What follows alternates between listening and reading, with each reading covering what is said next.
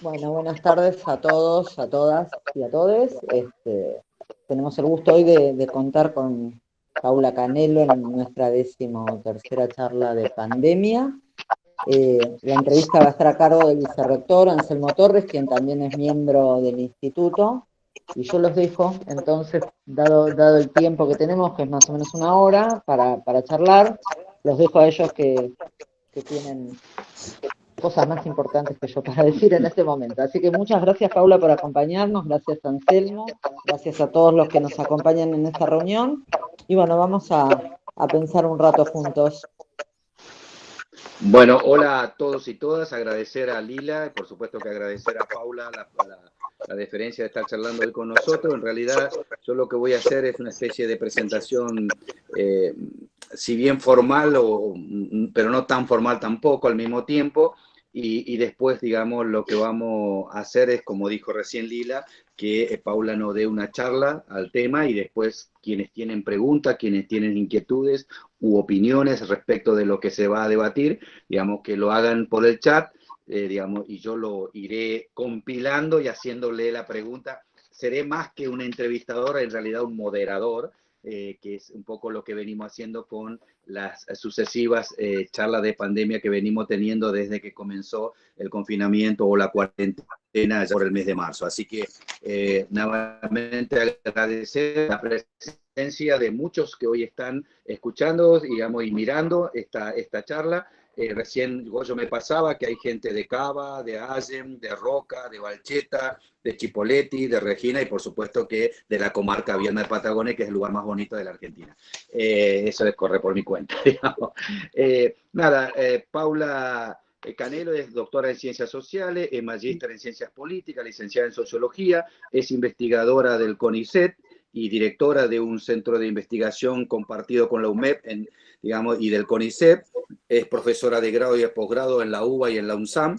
Tiene al menos varios libros escritos, digamos, al principio cuando uno mira la trayectoria de su, digamos, libro, uno dice, bueno, ha cambiado totalmente de tema prácticamente, porque si bien la primera parte tiene que ver con un análisis, un estudio sobre las Fuerzas Armadas y el papel de ella, y digamos, y las cuestiones interna militar, pasamos a un tema que a mí particularmente me apasiona y me gusta mucho, que tiene que ver con su último libro, que es Cambiemos en la batalla cultural por el sentido común de los argentinos. Me parece que es un tema muy importante. Y por último, digamos, los sucesivos artículos que por lo menos uno lo viene leyendo en los diferentes diarios, digamos, que viene escribiendo, en realidad está hablando sobre el papel que tienen las ciencias sociales en el gobierno, digamos, en este caso de Alberto Fernández, pero que también lo hace en forma comparativa a los gobiernos anteriores, y que al menos, por lo que yo he leído, cruza tres variables importantes por lo menos, digamos, ¿no? Uno es la cuestión de género, es decir, en términos comparativos de cómo han sido, digamos, la presencia de las mujeres, en este caso, en el gobierno tanto de Cristina como de Macri y el de Alberto Fernández, y la cuestión de edad y qué relación tiene ello con la variable género, por ejemplo, y la presencia de mujeres dentro del gabinete, y también, digamos, de una u otra manera, el papel que juegan las ciencias sociales vis a vis con otras ciencias, digamos, dentro del gobierno, ¿no? Y al mismo tiempo, por lo que he leído también, un análisis que hace al interior de las ciencias sociales, cuáles son las disciplinas que están dentro de las ciencias sociales que de una u otra manera tienen más pesos en los distintos ministerios, secretaría o subsecretaría. Así que bueno, nada, es una presentación muy genérica de lo que ella viene trabajando, así que la palabra más importante viene ahora, que es la de Paula. Así que adelante, Paula. Bueno, gracias Anselmo, muchas gracias por la presentación, muchas gracias a Lila también por la invitación que tuvo siempre insistente y siempre muy interesada, al Instituto de Investigación en Políticas Públicas y Gobierno de la Universidad de Río Negro. Es un placer estar acá, me gustaría que fuera una charla, no que sea una conferencia mía, sino más bien una charla entre todos. Pero bueno, las limitaciones de las plataformas hace que no podamos estar todos conversando al mismo tiempo, como me encantaría que fuera en un aula, por ejemplo. Pero bueno, vamos a tratar de adaptarnos un poco a estos formatos que que bueno, que tienen otras ventajas, por ejemplo, que podamos estar juntos charlando a la distancia en este momento de cuarentena. Y lo que quería contarles en realidad tiene que ver con una investigación que estamos llevando adelante, una investigación bastante amplia, bastante ambiciosa, que estamos llevando adelante en un equipo de investigación que llamamos Observatorio de las Elites. El Observatorio de las Elites tiene sede en el Centro de Innovación de los Trabajadores, que es lo que llamamos una unidad ejecutora, ¿no? Es un centro de investigación donde conviven distintos equipos trabajando sobre distintos temas y que depende de la UMED y del CONICET, tiene codependencia. Y allí dentro desarrollamos un conjunto de líneas de trabajo. Y uno de los temas que nos interesa analizar especialmente es la cuestión de las élites. Digamos, nosotros en este momento tenemos sede en el Centro de Innovación de los Trabajadores, la hemos tenido en la Universidad Nacional de San Martín.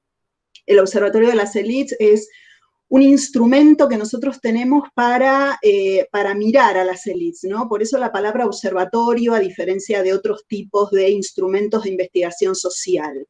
¿Qué es lo que se propone el observatorio? Es presentarle al público no especializado en ciencias sociales, a un público mucho más amplio que el público académico, que el público experto, información actualizada y socialmente relevante o públicamente relevante sobre la composición de nuestras élites. Digamos, venimos trabajando hace más de 7 años y tenemos, sobre todo, hemos construido a lo largo del tiempo en forma bastante laboriosa, somos un equipo muy grande de 18 miembros, digamos, entre investigadores de CONICET, becarios de CONICET, personal de apoyo. Les cuento un poco en qué consiste para que, incluso porque me parece importante en esta coyuntura, siempre me lo pareció, está bueno que los investigadores de CONICET, yo soy investigadora de CONICET hace ya muchos años, podamos explicarle al resto de las personas que se dedican a otras profesiones y que no son necesariamente especialistas en investigación, qué es lo que hacemos concretamente los investigadores y becarios de CONICET, por qué es importante lo que hacemos, por qué es socialmente relevante, digamos, tener ciencias sociales y tener investigación no solo en ciencias sociales, sino en otras ciencias, ¿no? En un momento como este, de plena pandemia, donde el rol de la ciencia está como públicamente muy valorado y digamos, y pobremente financiado, digámoslo, ¿no? Pero este es un tema que podemos discutir después. Yo quiero pasar a presentarles estas 4 filminas, 5 que traje, y sobre todo porque lo que quiero mostrar es un perfil, o por lo menos una parte del perfil, me refiero específicamente al perfil educativo de un objeto de investigación muy concreto, que es el gabinete de Alberto Fernández. Y me parece que más allá de que yo se los pueda contar, está bueno que lo veamos en pantalla digamos, para que sea más comprensible y sobre todo para que ustedes lo vean más gráficamente.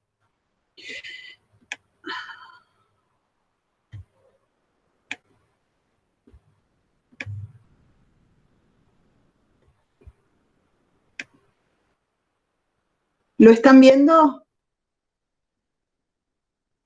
No. Todavía no, ¿eh? No. Ahora intentamos de vuelta.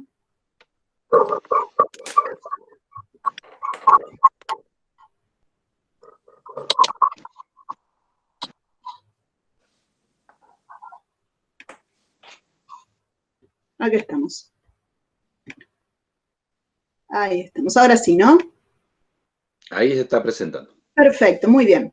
Bueno, como título posible, un título que habíamos acordado con Lila, el tema de las ciencias sociales y humanas en el gobierno, y específicamente el tema del gabinete de Alberto Fernández. Y ahora hay una filmina más descriptiva con varias de las cuestiones de las que yo les estaba comentando anteriormente, y algunas precisiones acerca de, digamos, ¿qué desafíos tenemos cuando queremos analizar a las élites, ¿no? Las élites argentinas, porque precisamente son aquellos grupos sociales que nos gobiernan en distintos planos, en el plano político, en el plano empresarial, en el plano técnico, digamos.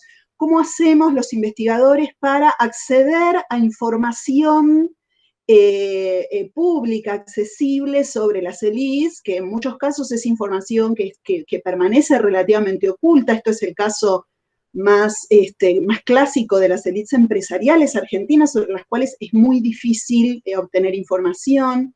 Y en este caso en particular, lo que yo les quiero mostrar es una parte de esta investigación más amplia, que, digamos, nace a fines del 2019, ¿no? Cuando asume Alberto Fernández la presidencia de la Nación, y en el equipo del Observatorio de las Élites decidimos emprender un estudio empírico sistemático, como lo ven aquí expresado, del perfil sociológico de este gabinete, y sobre todo, como mencionaba Anselmo, su comparación con gabinetes nacionales previos, porque en realidad estudiar las propiedades de una élite no tiene demasiado sentido si nosotros no hacemos una referencia a cómo, digamos, las élites anteriores se venían configurando.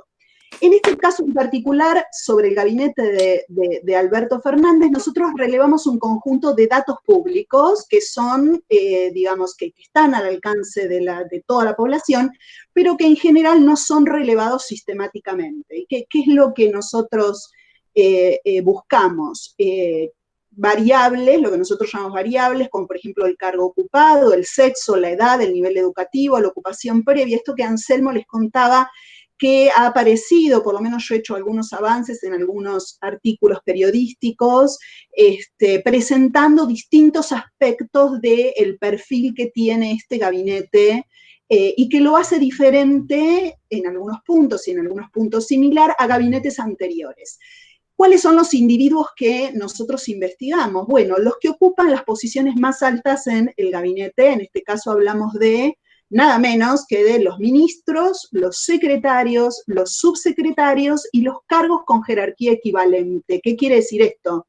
Que nosotros relevamos y buscamos este conjunto de datos sobre algunos cargos que aparecen en la estructura de la Administración Pública Nacional, que no se llaman ni ministro, ni secretario, ni subsecretario, pero que tienen jerarquía equivalente. Por ejemplo, en el gabinete de Cristina Kirchner había muchísimos coordinadores, con el cargo de coordinadores, pero con la jerarquía de un ministro, que trabajaban alrededor de la entonces presidenta. Nuestro objeto de estudio, ¿cómo queda delimitado? Para que ustedes tengan idea de la envergadura, ¿no? Del tamaño del conjunto de individuos que nosotros estamos analizando. Digamos, el total de individuos involucrados en esta investigación es de 289, ¿no? Son todos aquellos individuos, funcionarios y funcionarias que ocuparon las posiciones más altas en las 22 dependencias del gabinete. Ahora, más adelante las vamos a ver todas y vamos a ver qué es lo que sucede a nivel de cada una de ellas, y me parece que es realmente interesante. Estas 22 dependencias son los 20 ministerios, la jefatura de gabinete de ministros, creada, como ustedes saben, en 1994, y creo que en este momento su titular está todavía presentando su informe frente a la Cámara de Diputados de la Nación, su primer informe, y además las secretarías de la Presidencia de la Nación, que son aquellas que rodean al presidente Fernández, y que en realidad en este estudio las tomamos en forma conjunta, no las analizamos por separado. Las fuentes, y siempre el tema de las fuentes para las ciencias sociales, ¿de dónde sacamos la información? Bueno, en este caso fueron 3 fuentes fundamentales: los currículums de todos los funcionarios, esto lo tenemos en nuestro poder, y fue provisto por un pedido, por una presentación de información pública ante una agencia que funciona realmente muy bien, a diferencia de cómo funcionaba durante los años del gobierno de Cambiemos, que es la Agencia de Acceso a la Información Pública, que depende de la Jefatura de Gabinete de Ministros, ¿sí? Nosotros contamos con todos los currículums vitae de todos los funcionarios, de todos los más altos funcionarios del gabinete de Alberto Fernández, que por supuesto son datos que ellos han elegido, digamos, poner a nuestra consideración. ¿Cómo armamos la estructura organizativa? Por un lado tenemos el mapa del Estado, esto que ustedes conocen, ¿no? Hay una página muy interesante donde hay una actualización permanente de cómo está compuesta la Administración Pública Nacional, pero nosotros trabajamos no con el mapa del Estado, sino con la definición inicial de la estructura organizativa del gabinete. Ustedes saben que los gabinetes van cambiando permanentemente, no solo porque las dependencias, incluso dentro de la misma gestión presidencial, ¿no? Digamos, no solo van cambiando los nombres de algunas dependencias, ministerios, secretarías, hemos visto cómo se han dejerarquizado, por ejemplo, algunos ministerios que han pasado a ser secretarías en el gobierno anterior. Entonces nosotros decidimos tomar una foto de la estructura organizativa del gobierno tal como la definió el primer decreto que emite Fernández, que es el es el decreto 50/2019 de diciembre, no apenas asumido. Y la tercera fuente de información son todas las designaciones que fueron realizadas entre diciembre de 2019 y el 16 de marzo de 2020, que fueron publicadas en el boletín oficial. Esto para nosotros supuso que tuvimos que hacer una reconstrucción completa de casi 3 meses de, digamos, de publicaciones del boletín oficial, buscando una por una las designaciones de todos los funcionarios para saber quiénes eran los individuos que eran designados en las distintas posiciones. ¿Por qué elegimos 16 de marzo? Fundamentalmente por objetivos de comparabilidad con otros gabinetes. Nosotros analizamos este gabinete y para nosotros este gabinete es tan importante como el gabinete de Mauricio Macri, al que también analizamos desde el momento de asunción de Macri hasta mediados de marzo del año siguiente.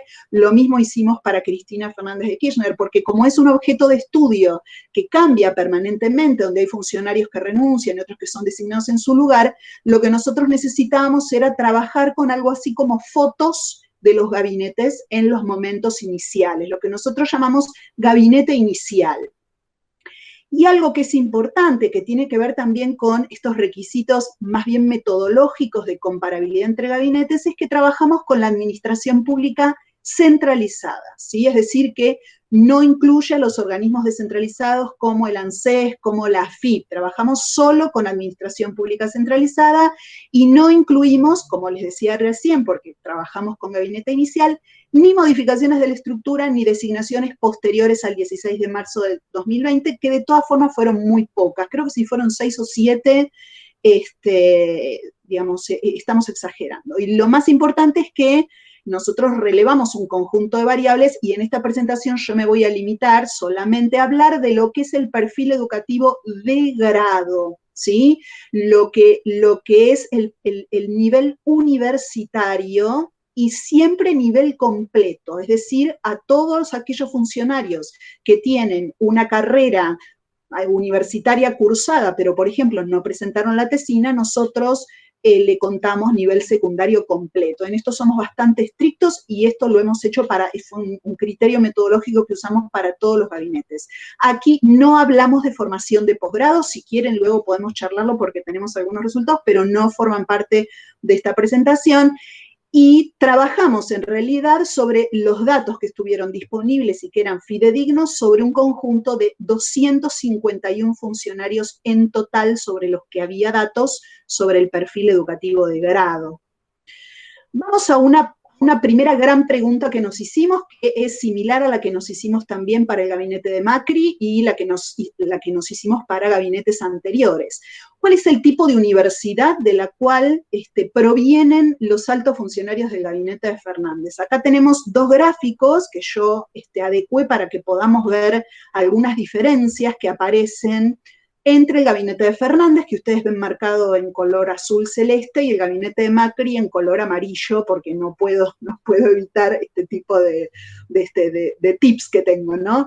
Lo que vemos es que hay una diferencia realmente importante entre, digamos, la formación en universidades públicas o la formación en universidades privadas. Yo les doy algunos datos de referencia para que podamos tener una idea de cuál es la tendencia general de la formación de las élites políticas en la Argentina.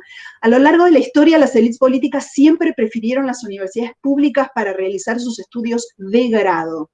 Tenemos otras investigaciones, por ejemplo, hay una gran investigación que hicimos sobre todo el periodo que va entre los años 1976 y 2001, es decir, entre el inicio de la última dictadura y la crisis del 2001, miramos todos estos rasgos para todas las élites de la Argentina, y lo que encontramos es que el 84% del total de las élites de ese periodo se había formado en universidades públicas, ¿no? Y que los establecimientos extranjeros, nosotros aquí los vemos en estos dos gráficos, donde aparecen con un 1% en ambos casos, solo tienen relevancia en el caso de la élite empresaria argentina, y no en la élite política, que es aquello que estamos mirando, ¿sí?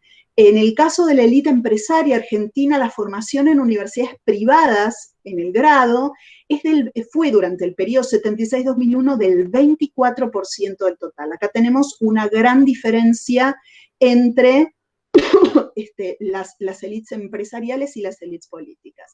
En el caso de Fernández vemos en el gráfico color azul que la enorme mayoría se formó en universidades públicas, el 85%, y que solo el 14% egresó de universidades privadas, y miramos tanto las privadas laicas como las privadas religiosas.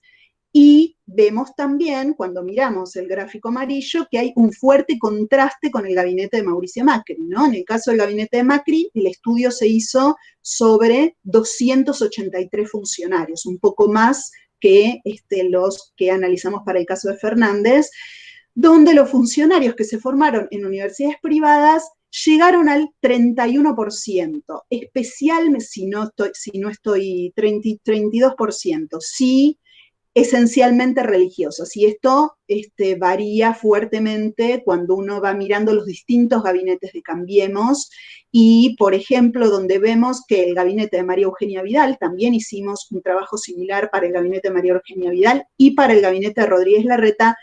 En el caso de Vidal, especialmente, la formación religiosa es realmente muy fuerte en comparación con otras élites.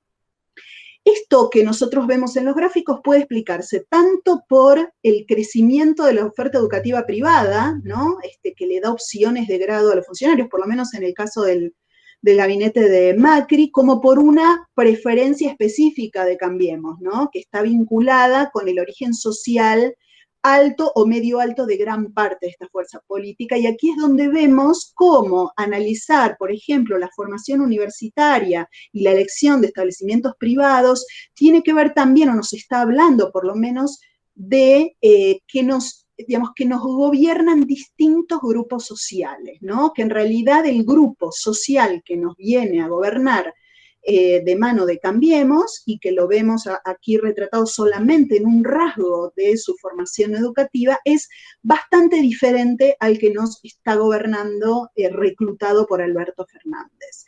En realidad el gabinete de Fernández es bastante similar al de Cristina Fernández de Kirchner, me refiero al gabinete de 2011, recordemos que fue presidenta en dos oportunidades, donde la formación en establecimientos públicos alcanza el 81,5% y en privados el 17,9%, ¿no? Siempre es importante, repito, recurrir siempre a la comparación. ¿Y cuáles son las universidades donde se formó el gabinete de Fernández? Bueno, es sorprendente cómo entre las universidades públicas siguen predominando dos de las llamadas universidades tradicionales, la UBA, donde se formó nada menos que el 60,6% del gabinete, y la Universidad Nacional de La Plata, en segundo lugar, muy lejos, con el 16,4%. Las otras universidades nacionales, pienso en la Universidad Nacional de Río Negro, pienso en la UNSAM, ¿no? Que son las que por ahí nos invocan más directamente, están prácticamente ausentes, ¿no? Salvo algunos funcionarios muy puntuales. Y entre las privadas se destacan también las privadas de larga existencia, como la Universidad de Salvador, la Universidad Católica Argentina o la Universidad de Belgrano. También vemos en esta élite que hay un porteñocentrismo realmente arraigado, ¿no? Y esto pasa también en el caso del gabinete de Macri, precisamente porque en el gabinete de Macri hubo un éxodo de funcionarios que venían de desempeñarse en la Ciudad de Buenos Aires, ¿no? Esto es bastante importante. Dos conclusiones que podemos sacar de estos datos. La universidad pública, a pesar de los cambios de gobierno y de esta rotación de distintos grupos sociales provenientes de clases sociales diferentes, sigue siendo el espacio privilegiado de la formación de la alta dirigencia política argentina, lo ha hecho a lo largo del tiempo, y también esta importancia de la universidad pública supera o trasciende las orientaciones ideológicas de estos gobiernos, ¿no? Vemos que son tendencias que se mantienen más allá de esta diferencia en los gobiernos. Y lo que les cuento, que aparece muy fuertemente también, acá no pongo datos sobre secundario ni sobre posgrado, aparecen también trayectorias similares, más allá de las orientaciones ideológicas diferentes y los objetivos políticos diferentes, que más o menos podríamos reconstruir como que la élite política argentina prefiere formarse en establecimientos secundarios privados, o bien los llamados colegios académicos o colegios de élite. En la Ciudad de Buenos Aires, por ejemplo, bueno, el Nacional Buenos Aires, el Pellegrini o el ILSE, hacer un trayecto de grado en universidades públicas, que por el momento son las que están ofreciendo la mejor oferta para este grupo de élite, y volver al sector privado en el caso de su trayectoria de posgrado, ¿sí? Luego, si quieren, podemos conversar sobre esta cuestión. Paso al siguiente gráfico, muy colorido, pero bueno, espero llamar vuestra atención con estos colores. Quiero hacerles algunas aclaraciones con respecto, espero que los vean bien, digamos.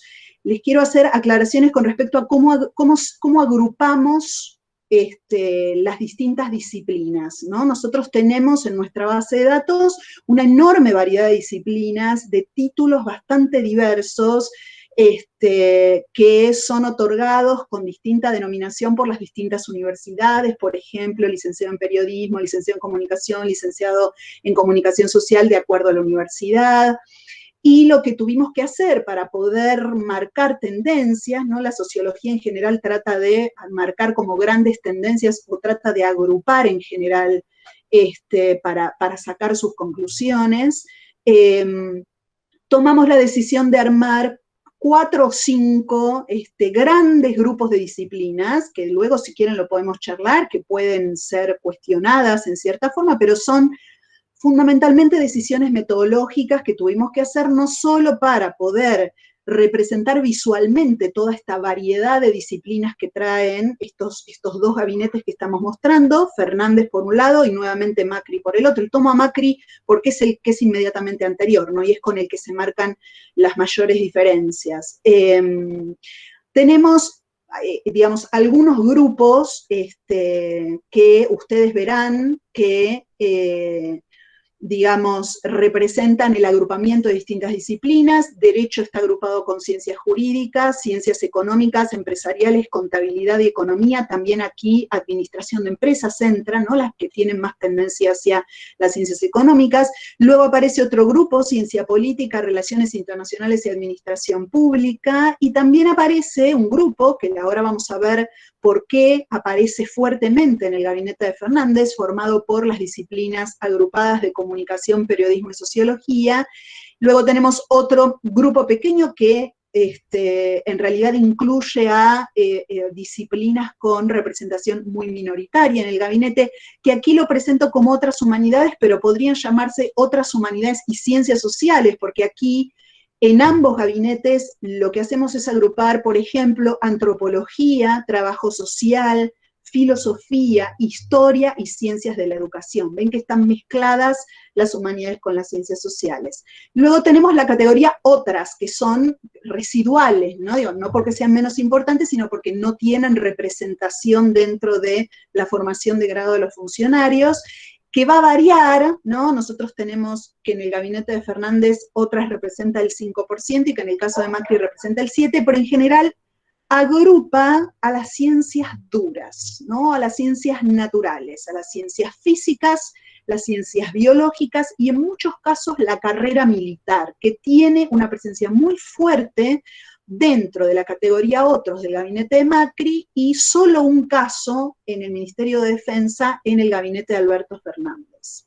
Y tenemos también disciplinas que luego vamos a ver que están entrando en franco declive dentro de la formación profesional de la élite política argentina, que son las ingenierías. Vemos en el gabinete de Macri cómo las ingenierías representaban el 17%, nada menos, y cómo la medicina y ciencias de la salud, aquí también agrupamos, por ejemplo, psicología, ¿sí? Aparece en forma relativamente estable y no supera nunca el 5% del total del gabinete. Algunos datos de referencia, como para que tengamos una idea de qué significa esto en términos históricos. En esta investigación que les mencionaba, entre los años 1976 y 2001, el título de grado más frecuente, ustedes seguramente lo están adivinando, entre las élites, es el de abogado, ¿no? Los abogados representaban el 40% del promedio de las élites políticas del periodo 76-2001, un peso altísimo, teniendo en cuenta además que entre el 76 y el 83 en general se trató de militares, ¿no? Y los que se incorporaron a los gabinetes, digamos, de la dictadura fueron más bien abogados y economistas, ¿no? Pero vemos aquí cómo este 40% histórico desciende significativamente, a pesar de que sigue siendo la primera opción de las élites políticas. En el caso de Macri representa un 28% y en el caso de Fernández un 30%. Esto para que tengamos idea de que a pesar de que vamos a ver, y ahora lo vamos a ver en otros gráficos que les voy a mostrar, que la profesión de abogado sigue siendo considerada, como decía un gran sociólogo, Darío Cantón, como una de las llaves que abren todas las puertas, ¿no? La medicina era la otra gran llave. La profesión de abogado está en declive dentro histórico, ¿no? En tendencia a largo plazo, dentro de la composición de las élites argentinas. Volviendo a la línea histórica, ¿qué pasaba con los ingenieros? Acá vemos que las ingenierías eran el 17% en el gabinete de Macri, él era ingeniero, ¿sí? Recordémoslo, y en el caso de Fernández solo un 5% y bastante concentrado en algunos ministerios. Bueno, en el gran periodo 76-2001, que lo tomo como una referencia como podría ser cualquier otra, y es sobre la cual trabajé y por eso me animo a incorporarlo, los ingenieros representaban el 24% de la élite, ¿no? Y esto tiene que ver con, en gran parte, la fuerza que tuvieron los gobiernos militares y los gabinetes, y la fuerza de los ingenieros dentro de los gabinetes de los gobiernos militares en la Argentina, que dejaron a la ingeniería como una disciplina que abría las puertas al Estado, ¿no? Y en este caso vemos que eso está reduciéndose notablemente. Los economistas, que en este caso tienen una presencia súper fuerte, lo ven en color verde en ambos gráficos, es un porcentaje bastante estable. En el caso de Macri, el 27%, en el caso de Fernández, 22%, eran solamente el 9% entre el 76 y el 2001. ¿Sí? Es decir, vean cómo han ido algunas profesiones posicionándose y otras perdiendo espacio. Vamos a concentrarnos en el gabinete de Fernández. Dijimos, la formación en Derecho y Ciencias Jurídicas, en primer lugar, 30% del total, está presente en casi todas las dependencias, lo vamos a ver en el último gráfico, pero se agrupa sobre todo en las secretarías de la presidencia, alrededor, que sería lo que se llama presidencia ampliada en ciencia política, ¿no? Todas aquellas dependencias que están alrededor y que trabajan directamente con el presidente y, por supuesto, el Ministerio de Justicia. Y consideremos también que es una disciplina que está en franco declive, o por lo menos eso es lo que muestra la tendencia entre las preferencias universitarias de nuestras élites. En segundo lugar, siempre se mantiene estable las ciencias económicas, empresariales, contabilidad y economía, todas agrupadas, y aparece en color amarillo una novedad, que fue una novedad, y por eso también incorporé el gráfico de Mauricio Macri, fue una novedad cuando analizamos los gabinetes de Cambiemos. En los 3 gabinetes de Cambiemos aparece este grupo profesional, lo que yo llamo en mi último libro los expertos en gestión estatal, ¿no? Las disciplinas que tienen que ver con la ciencia política, las relaciones internacionales y la administración pública, ¿no? Acá durante los años de Cambiemos, una primera gran expansión y una presencia muy fuerte del grupo de expertos en gestión estatal, como podemos llamarlos, dentro de los 3 gabinetes más importantes del gobierno de Cambiemos, y es una tendencia que aumenta, como vemos en el gráfico de Fernández, en 4 puntos, ¿sí? Los politólogos, digámosle, pasan del 11% al 15%. Pero además, y esto es lo que creo que tenemos que rescatar y sobre lo que tenemos digamos, que prestar atención, hay un nuevo grupo profesional que llega al gobierno de la mano de Alberto Fernández y que era prácticamente inexistente en el gabinete de Macri, que es el grupo formado por la comunicación, el periodismo y la sociología, y podríamos agruparlo perfectamente con los politólogos, pero me gustaba separarlo así para que veamos que es un grupo que irrumpe, ¿no? Por eso también está en rojo. En el gabinete de Macri, para que se den una idea, en total, entre los 283 funcionarios había 5 sociólogos, y en este caso, agrupados con los comunicadores, representan el 11% del gabinete. Y esto es un dato central de la novedad que trae el gabinete de Fernández a la política argentina, lo que se refuerza además con lo que ven en naranja en el gabinete de Fernández de la presencia de otras humanidades, ¿no? Que dijimos que también podían ser otras humanidades o ciencias sociales formadas en trabajo social, filosofía, historia o ciencias de la educación, y por supuesto hay que mencionar que tenemos a la primera mujer ministra antropóloga de la historia argentina, que es Sabrina Frederick, ¿no? Todo esto, todo este avance de las ciencias sociales se hace en detrimento de esto que ya les contaba antes. Hay disciplinas que retroceden, sobre todo las ingenierías y la medicina y las ciencias de la salud. Y vamos terminando. Este gráfico tiene algunos problemas, digamos, de visualización, es como es complejo verlo, ¿no? Tratar de sacar conclusiones. Yo les voy a tirar 2 o 3 cuestiones importantes que yo quisiera que observen aquí. ¿Qué es lo que miramos aquí? Cómo se distribuye el tipo de título de grado en todas las dependencias del Gabinete Nacional. Sobre la izquierda van a tener agrupados a todos los ministerios, a las 22 dependencias, terminando con las secretarías de las presidencias y la jefatura de gabinete, y del otro lado vamos a tener estos grupos disciplinarios con los mismos colores con los que fueron representados en la torta que vimos antes, ¿sí? ¿Qué es lo que podemos ver como para no perdernos en semejante cantidad de información? Hay un dato que ustedes verán a simple vista, y es que Derecho y Ciencias Jurídicas está presente en todas las dependencias. Y esto es muy importante porque seguimos encontrando por lo menos un abogado en cada una de las dependencias del Gabinete de Fernández, a pesar de que dijimos que son disciplinas que aparecen como en franco declive. Luego vemos otro gran golpe de vista, las ciencias económicas también presentes distribuidas en la mayor parte del gabinete.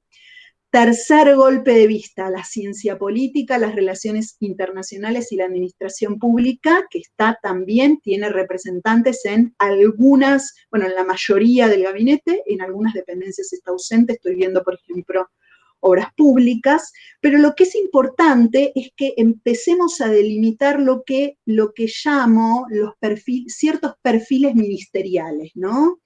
Y vamos a encontrar a través del análisis, está representado gráficamente aquí en esta imagen, pero bueno, esto deriva de una gran base de datos que se puede trabajar como mucho más cómodamente.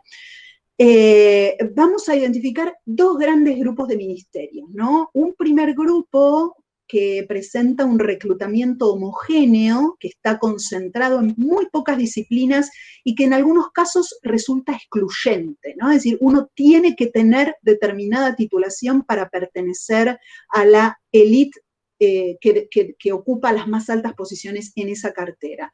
Y hay otras carteras que tienen un reclutamiento más diverso y más heterogéneo, donde conviven funcionarios y funcionarias que han transitado por carreras muy diferentes.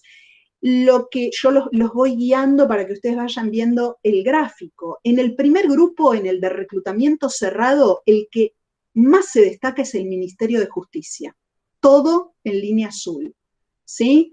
El 100% de los funcionarios se gradúa en Derecho, Ciencias Jurídicas, y en general casi el 100% en la UBA, y esto me parece que tiene que ver con la cercanía, ¿no?, de la ministra de Losardo a amiga personal y persona de confianza de Alberto Fernández, que se rodea también de funcionarios que pertenecen a la misma trayectoria o con los cuales comparte trayectorias educativas y sociabilidades comunes.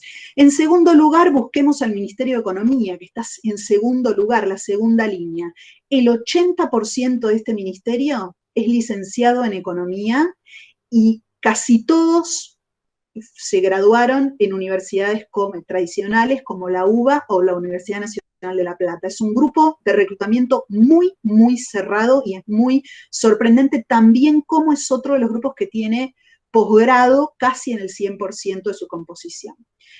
Estos dos ministerios, Justicia y Economía, presentan un perfil educativo casi idéntico al que tenían en el gabinete de Macri. No traje gráficos sobre Macri, me parecía que podía complicar un poco el tema visual. Luego tenemos a las secretarías de la presidencia, anteúltima línea, donde también vemos que los abogados son el 82% del total de la cúpula y donde tienen un peso aún mayor que el que tenían en 2015. ¿Por qué? Porque en el caso 2015, en el gabinete de Macri, quienes rodeaban al presidente en las secretarías de la presidencia eran sus amigos. Había muchos que tenían que ver más con Boca Juniors o con, digamos, la pertenencia a la misma comunidad de negocios que Mauricio Macri que, que con su condición de ingeniero, ¿sí? Y también tenemos a un grupo que tiene un perfil educativo diferente al resto, ustedes lo verán en la línea casi blanca, ¿no? Tiene su mayor parte de funcionarios formados en la categoría Otros, que es el Ministerio de Ciencia, Tecnología e Innovación, ¿no? Con Salvareza al frente. Son funcionarios formados en disciplinas que entran prácticamente todas en la categoría Otros, que están prácticamente ausentes del resto del gabinete, pero que predominan en esta cartera en particular. Y son los funcionarios formados en ciencias físicas, ciencias biológicas y en general cursadas en universidades públicas. Luego tenemos otros, pero yo preferiría por ahí ahorrar un poco de tiempo y pasar al segundo perfil, segundo grupo, que es el grupo, recordemos, de reclutamiento más abierto, donde hay una gran diversidad de disciplinas que conviven dentro de la misma cartera. El que se destaca realmente del resto y se destaca por muchas cuestiones es el Ministerio de Mujeres, Géneros y Diversidad, que, recordemos lo que decía Anselmo con respecto al estudio de género del gabinete, es el único ministerio, es el único ministerio que ha reclutado un 100% de mujeres para ocupar las más altas posiciones. Y aquí en este ministerio predominan las carreras incluidas en otras humanidades o ciencias sociales, por ejemplo, historia y filosofía, pero también hay politólogos, politólogas, digamos, funcionarias formadas en relaciones internacionales, en administración pública y también en derecho y ciencias jurídicas. En segundo lugar, y aquí tenemos nuevamente, no casualmente entiendo yo, otro ministerio conducido por otra mujer. Las mujeres suelen designar, parece, funcionarias con mayor, digamos, no solo más funcionarias mujeres, sino además perfiles educativos más diversos. Tenemos al Ministerio de Seguridad, que tiene un 50% de abogados y politólogos, pero donde también hay economistas, sociólogos y otras humanidades como ciencias antropológicas, precisamente por la formación de la ministra. Y voy a nombrar, finalmente, así no perdemos más tiempo con la presentación de las filminas, a la Jefatura de Gabinete de Ministros, que me parece que tiene un perfil interesante. Son mayoría en la jefatura de gabinete, a diferencia de lo que fue durante el gabinete de Macri, donde las ciencias económicas predominaban de la mano de Marcos Peña, ¿no?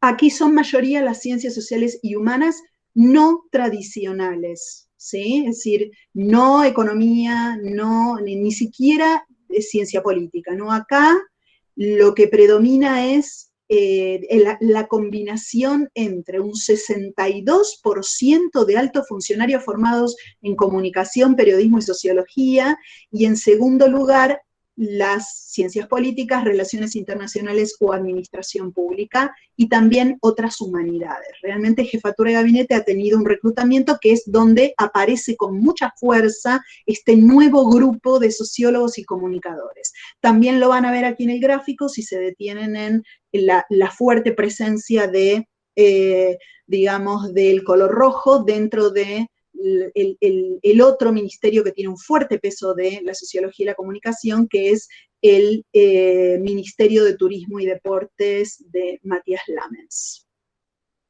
Bueno, aquí dejo algunos sitios de interés, si les interesa continuar con esto, más bien desde el punto de vista bibliográfico, que seguramente quedará disponible en el canal de YouTube, así que pueden consultarlo directamente allí ustedes. Muy bien, muchas gracias, Paula. Entiendo que terminaste o todavía te queda cosa por decir de la presentación. No, terminé. Bien.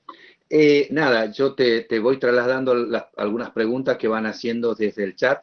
En principio, digamos, algo que también a mí me llamó la atención y tiene que ver con una de las preguntas, es el hecho de que, digamos, pareciera ser, o por lo menos en términos mediáticos, más se ha resaltado que en la etapa del gobierno de Macri, digamos, la presencia y la potencia comunicacional y mediática que tuvo era muy importante, pero a la hora de ver cómo ha conformado su gabinete, no había, pareciera, tanta presencia de comunicólogos o de sociólogos, digamos, que ahora se ve con más presencia y ya se están sonando algunas voces que dicen que no se comunica bien o que no se tiene la comunicación. Y me llama la atención después la distribución, en ese caso, de este grupo de profesionales que en 8 ministerios no están directamente presentes. Y son ministerios, algunos medio potentes, que son temas que hoy se están discutiendo. Por el caso justicia, la reforma judicial, no tiene ninguno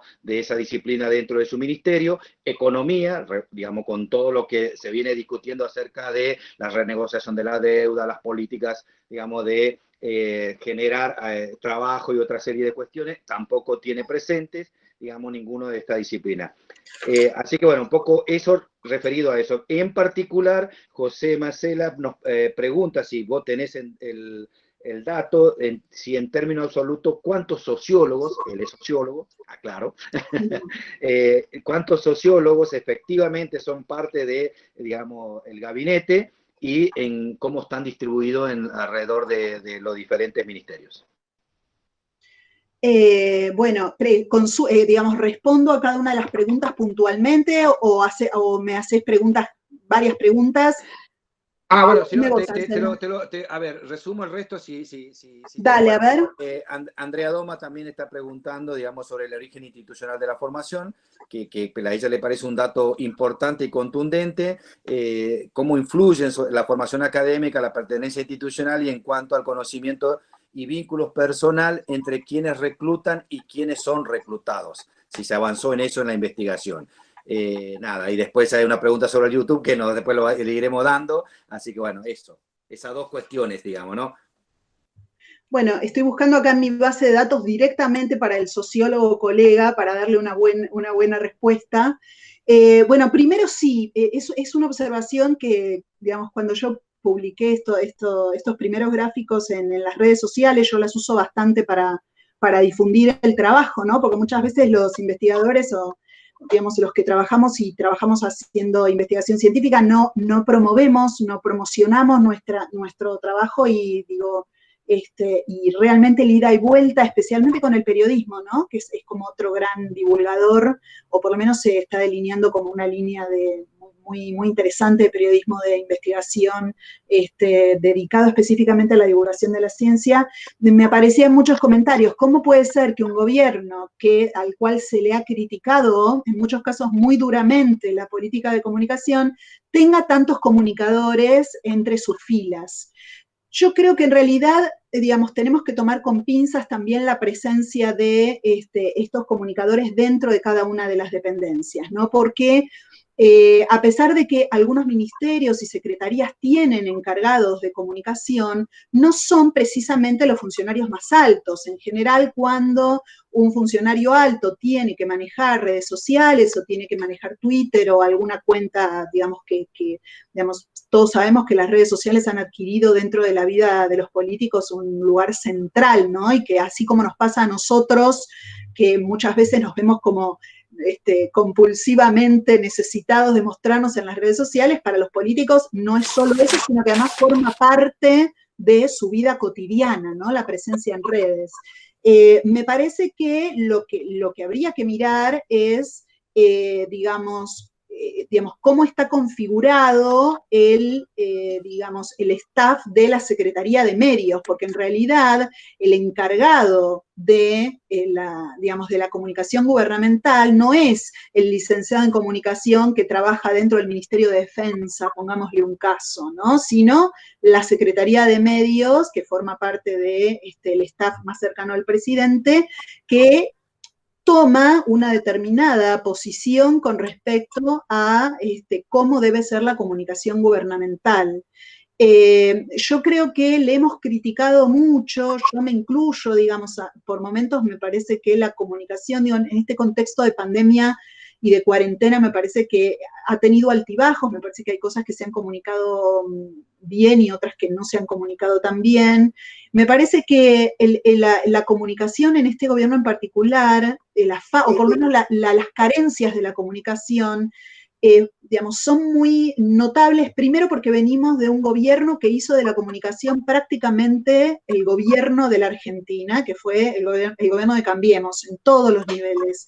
Yo lo trabajé bastante, sobre todo en la forma en la cual las mujeres más importantes del gobierno de Cambiemos, digamos, no a nivel de gabinete, sino más bien a nivel cualitativo, o sea, cómo las principales mujeres de Cambiemos construyeron comunicacionalmente su imagen frente a la sociedad y realmente, digamos, la comunicación de Cambiemos fue una comunicación que parecía la comunicación de un ejército, ¿no? Había un contacto permanente entre los distintos funcionarios, había, bueno, ya sabemos, grupos de WhatsApp y otros instrumentos de redes a los que recurrían los funcionarios, que estaban automáticamente informados acerca de cuál era la línea del gobierno, la línea de comunicación del gobierno frente a los temas más variados.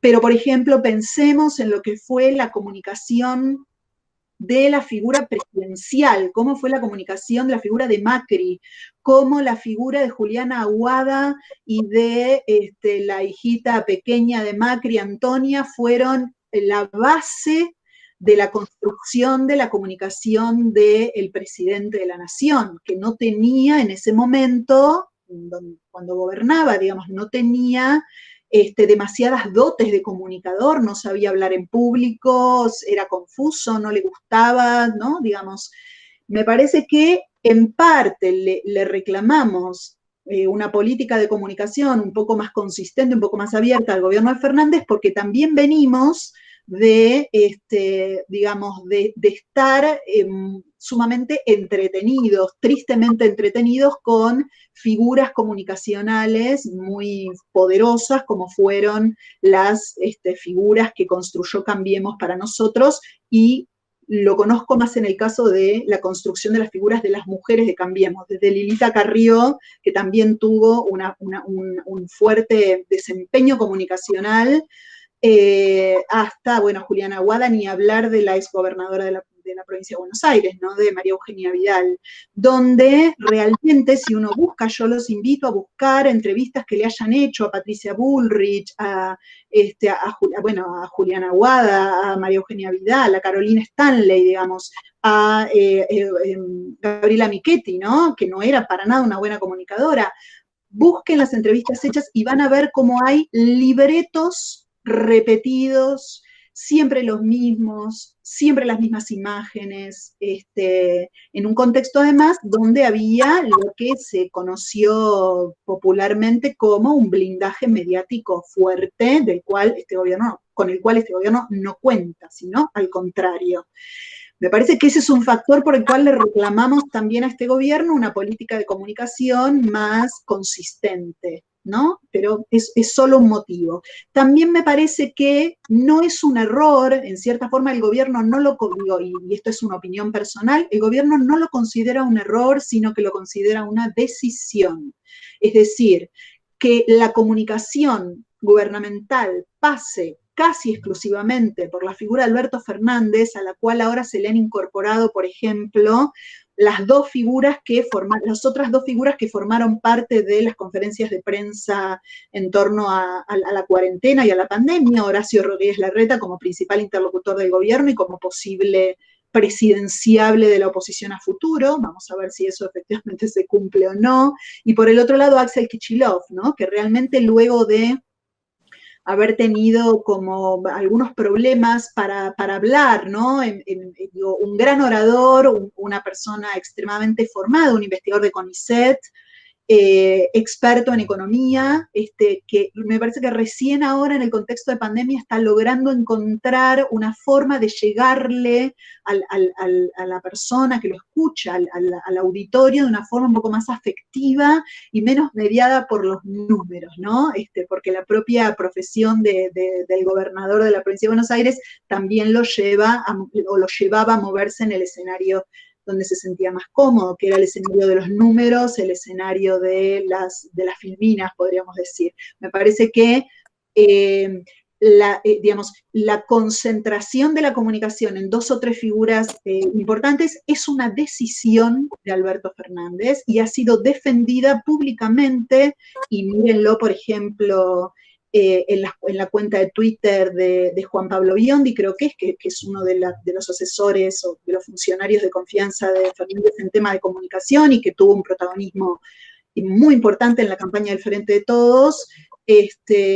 La decisión es la concentración de la comunicación en la figura de Fernández. Hace pocos días escuchamos que Fernández o leímos en las redes y en los medios, que Fernández había convocado un conjunto de mujeres funcionarias para ampliar un poco ese coro de voces, ¿no?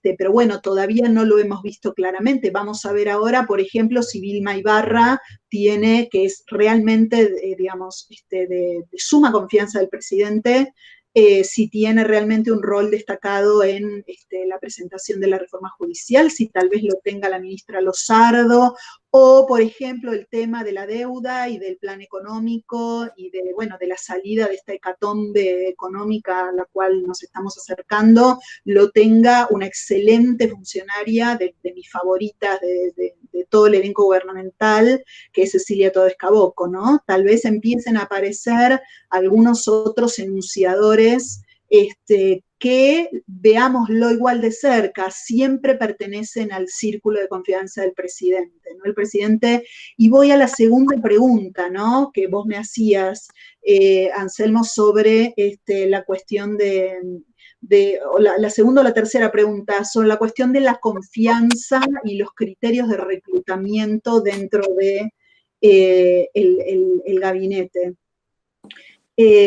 Nosotros, digamos, cuando hacemos investigación de este tipo, investigación más bien cuantitativa, ¿por qué es cuantitativa? Estamos registrando datos, agrupándolos, mostrando tendencias, ¿no? Nos perdemos de otras dimensiones igualmente importantes del reclutamiento de funcionarios. Digamos, ¿cómo hace un individuo para acceder a las posiciones más altas del gabinete de Alberto Fernández o de algún otro gabinete?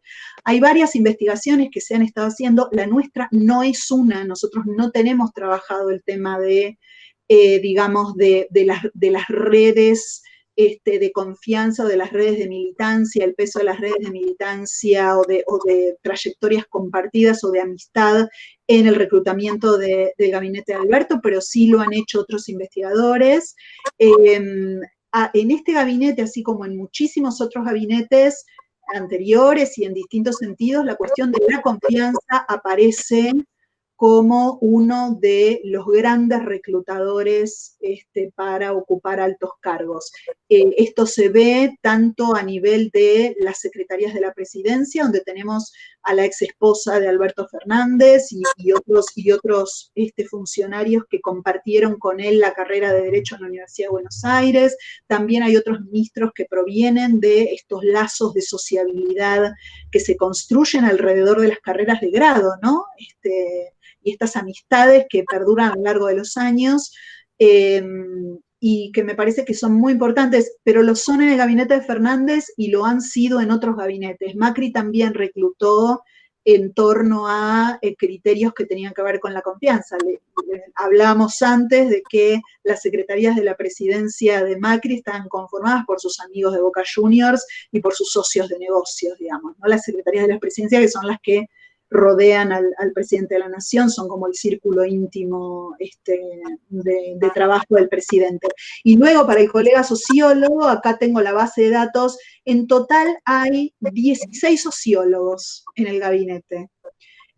No se olviden que, de todas formas, esta fracción en rojo que nosotros marcamos en el gráfico está agrupando a los sociólogos con los comunicadores y con licenciados en comunicación social, licenciados en comunicación, depende de la universidad, y también los licenciados en periodismo, ¿no? O sea que no son solo 16, pero sociólogos puntualmente en este gabinete son 16 en total, ocupando desde los cargos más altos. Y hay un aspecto que me debo y que me parecería muy interesante, que seguramente seguiremos la investigación con esto, es hacer un cruce, que hoy no, la verdad que no llegué a terminar, pero que seguramente lo vamos a hacer y lo vamos a publicar para que esto sea accesible. Me encantaría cruzar digamos, el título de grado con el sexo, ¿no? Digamos, ¿qué prefieren estudiar las mujeres? ¿Qué prefieren estudiar los hombres? Si las nuevas ciencias sociales vienen de mano del ascenso de las mujeres dentro del gabinete o no, o hay una configuración. Acá veo que en el caso de los sociólogos, por lo que veo en el Excel que estoy mirando al costado, están parejos, y que hay de todas las edades, sociólogos hablando particularmente de los colegas. Y también cruzar el tipo de disciplina por edad, ¿no? Que son como los otros dos elementos que probablemente nos permitan explicar por qué es que aparecen estas ciencias sociales que ya estaban instaladas, como mencionamos, digamos, el derecho, o incluso la economía, que podría ser considerada una ciencia social, pero bueno, la ciencia política. Y yo tengo la hipótesis de que la ciencia política aparece sobre todo de mano de las mujeres, ¿no? Hay una gran cantidad de mujeres en el gabinete, y esto es totalmente impresionista, y no lo tengo analizado, pero me parece que la ciencia política y digamos, todo lo que tiene que ver con la administración, el estudio de la administración pública, es una vía de acceso disciplinaria importante para las mujeres que quieran hacer carrera política. Y la abogacía, me parece que la abogacía ha decaído, pero esto también tengo que verlo, y la abogacía tiene más que ver con perfiles más tradicionales, ¿no? Que se encuentran, yo no llegué a mencionarlo en la presentación, pero que se encuentran digamos, en algunas carteras en particular. Hay 2 o 3 carteras del gabinete que tienen un perfil muy, muy tradicional, donde se mezclan la formación en derecho con la prácticamente ausencia de mujeres y una edad mayor a la del promedio del gabinete, que son Relaciones Exteriores, que es un ministerio tradicionalmente masculino y que sigue conservando, a pesar de que la gestión de Solá hizo algunos esfuerzos en este sentido, sigue conservando un perfil muy masculino.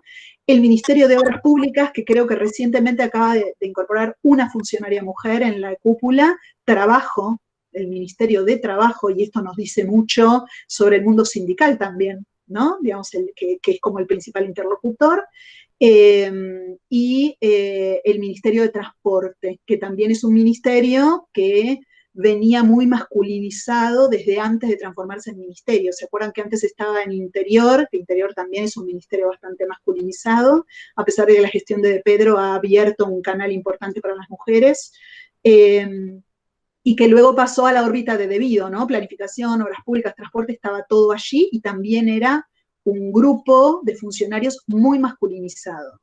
Es decir que, digamos, que me parece que, digo, llegando hasta acá, podemos ver como una primera imagen, esto que yo les mencionaba al principio, una suerte de foto acerca de cómo están compuestos nuestros elencos gubernamentales, ¿no? Cómo se perfila esta parte pequeña de la élite política. Si nosotros trabajamos diputados y senadores, es otra cosa completamente diferente, ¿no? Los diputados más jóvenes, los senadores con una edad mucho más alta, porque tiene que ver con la configuración de las carreras, porque tiene que ver con los vínculos con los gobernadores, porque tiene que ver con carreras más largas o más cortas, digamos. Esta parte de la élite política, en este caso en particular, nos muestra que hay algunos cambios en la dinámica de reclutamiento que me parecen realmente auspiciosos, y sobre todo la ruptura de algunas tendencias que se venían manifestando y que no cambiaban en la composición de la élite.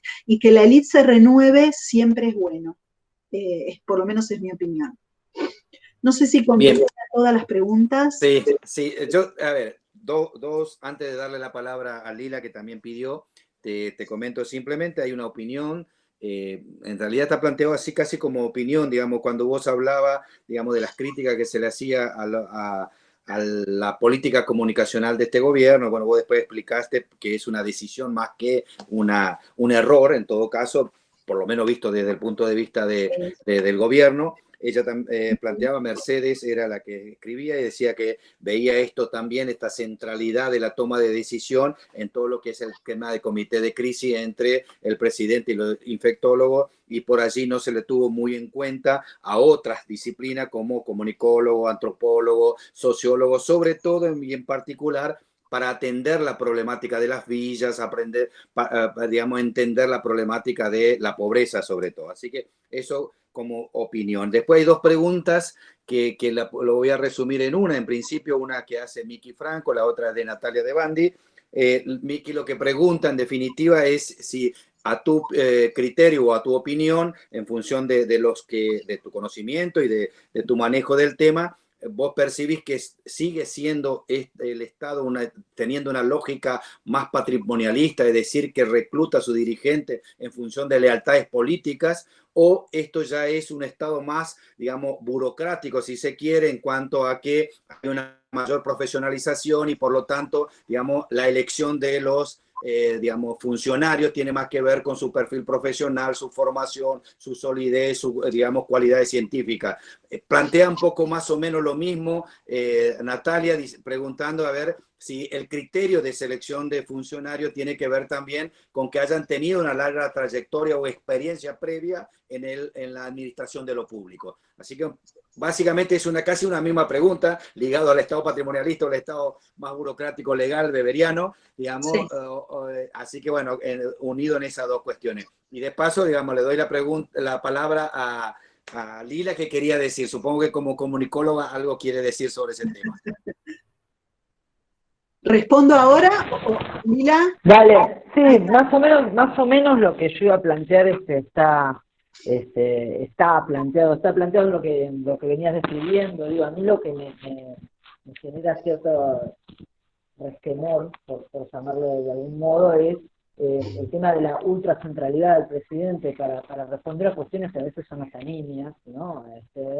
Desde el punto de vista comunicológico genera un desgaste que desde mi punto de vista es innecesario. Digo, es una opinión. Me parece que hay segundas y terceras líneas que podrían atajar penales de algunos temas que no son tan relevantes, y de repente dejar la figura del presidente para no generar desgaste, sobre todo porque es muy poco el tiempo que hace que esté en ejercicio de poder. Para los temas más importantes, me parece que estaría bien que, no sé, que los comunicados respecto de cómo sigue la cuarentena, no sé si es necesario que esté un presidente ahí, o si no tendría que tener mayor protagonismo. Digo, si uno ve a la mañana cuando aparece Viciotti con distintos invitados para contar cómo va la cuestión sanitaria, es una muy buena estrategia, digamos. Ahora, si todo el tiempo está el presidente en cuestiones que se van homologando, digamos, en importancia, cuando no tienen el mismo grado de importancia, me parece que es demasiado rápido para desgastarle la imagen de esa manera, habiendo funcionarios que podrían hacerse cargo de, por lo menos, las cuestiones no tan relevantes, y sobre todo habiendo un grupo, ahora te pregunto yo desde un lugar corporativo, igual que el colega sociólogo, ¿cuántos comunicólogos hay o comunicadores dando vueltas? ¿Cómo me hacen trabajar? A ver si los encuentro. Bueno, voy contestando, digamos. con respecto a la primera pregunta, que si yo veo que hay un reclutamiento más profesional, yo creo que hay una combinación de ambos tipos de reclutamiento. Sigue existiendo esto que ustedes llamaban el Estado patrimonialista o un Estado más vinculado con, digamos, las lealtades más férreas y más vinculadas con, digamos, con la permanencia, con el mantenimiento de carreras políticas, más que una profesionalización o un reclutamiento de los mejores, ¿no? Pero me parece que existen las dos cosas. Me parece que en relación con el gobierno de Macri ha avanzado el tema de la profesionalización, digamos, el gobierno de Macri realmente, y me parece que esto, a pesar de que la idea de patrimonialista es una idea más tradicional y la idea de CEOs es una idea más moderna, me parece que el patrimonialismo o, digamos, la colonización del Estado por parte de estas lógicas más oscuras en el gabinete de Macri se dio a través de el reclutamiento de CEOs y el posicionamiento de, así como los abogados están presentes en todas las dependencias de este gabinete, los CEOs estaban presentes en todas las dependencias del gabinete de Macri, ¿no? Me parece que es un tema interesante para ver. Pero también en otros gabinetes veo una lógica mucho más profesional. Esto requiere, no tiene una respuesta fácil, esto requiere de un análisis mucho más cualitativo de los currículums de los funcionarios, ¿no? Es decir, los funcionarios realmente han tenido experiencia, son en general bastante jóvenes, pero el promedio de edad es igual al promedio del gabinete de Macri. Tienen un promedio, yo no quiero decir un dato que ahora no tengo, pero es algo así como de 46 años, depende entre 46 y 49, depende de la posición jerárquica. En general los ministros son más grandes que los secretarios y subsecretarios, y los hombres más viejos que las mujeres, digamos, ¿no? Más o menos sería esa la configuración general. Me parece que el reconocer un Estado que se está volviendo más profesional o que está reclutando funcionarios que están más, que están siendo seleccionados más por lo que saben hacer que por el vínculo personal que pueden tener con el funcionario que los recluta, es algo que hay que analizarlo. Nosotros estamos relevando datos sobre ocupaciones previas y por eso vamos a poder ver cuáles son las tendencias generales, si está más profesionalizado o menos profesionalizado. Yo sigo sosteniendo que la confianza y los vínculos personales son uno de los principales elementos que regulan el reclutamiento político, y sobre todo en tiempos difíciles. Esto me parece que es claramente así, y lo ha sido en otros gabinetes también. Y opino como vos, Lila, en cuanto a la cuestión de la necesidad de abrir un poco el registro comunicacional del gobierno, siendo que hay muchos funcionarios que están en plenas condiciones para dedicarse a ser los interlocutores de la sociedad frente a temas que no son tan relevantes o tan importantes. Me parece que un ejemplo muy grande de cómo el presidente tal vez agota, o cómo Alberto Fernández agota un poco su tiempo y su capacidad física, ¿no? En cuestiones menores fue la cuestión de la necesidad de tener que pronunciarse sobre la política hacia Venezuela, cosa que, digamos, podría ser ante Víctor Hugo Morales, ¿no? Me parece que teniendo a Felipe Solá, que además es un hombre de confianza, Alberto, que es un político de una amplia trayectoria, me parece que hubiera sido muy interesante que esto, digamos, fuera una respuesta que podría haber dado perfectamente Solá, pero me parece que, digamos, que no, estoy buscando a los periodistas, acá está, periodismo y comunicación, a ver si sale algo. Me parece que yo coincido con lo que vos decís, y me parece que son 12 la sumatoria de ciencias de la comunicación, por lo menos los que encontré, de esto después, a ver, lo tendría que ver mejor porque lo estoy haciendo con una mano y se me complica, pero son 12 muy altos funcionarios que provienen de la comunicación y el periodismo, son muchísimos, comparado con lo que era durante, digamos, gabinetes anteriores, incluido el de Cristina Fernández. Yo creo que estamos terminando, ¿no? Tampoco me quiero exceder mucho en el tiempo porque dijimos que teníamos una hora, a ver si estamos cumpliendo. No sé si hay alguna otra pregunta, no, la verdad que el chat no lo pude mirar. No, en principio ya no hay pregunta, era esta la Perfecto. última, acerca, digamos, si era un Estado patrimonialista, cuasi patrimonialista o, digamos, burocrático o buropatólogo, patológico, digamos. Pero bueno, pero nada, así que no, pregunta no hay. No sé si alguien quiere hacer alguna pregunta más, y si no, calle para siempre, no, tampoco.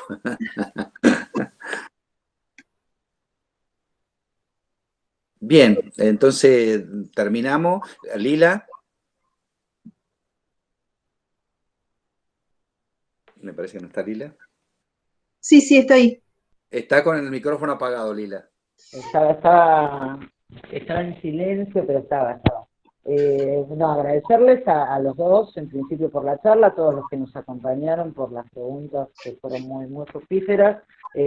Nada, siempre celebramos cuando en las charlas se suma mucha información y producto de trabajo de investigación, que es a lo que nos dedicamos nosotros también, así que nos suma, y por la calidad comunicacional para que tengamos todos, aunque no vengamos de esos campos disciplinares. Así que muchas gracias a Paula, muchas gracias a Anselmo, muchas gracias a todos. Y bueno, seguimos con las charlas de pandemia nosotros mientras la pandemia persista. Muchas gracias. Gracias a ustedes por la invitación. Gracias. Gracias. Gracias, nos Chao. despedimos.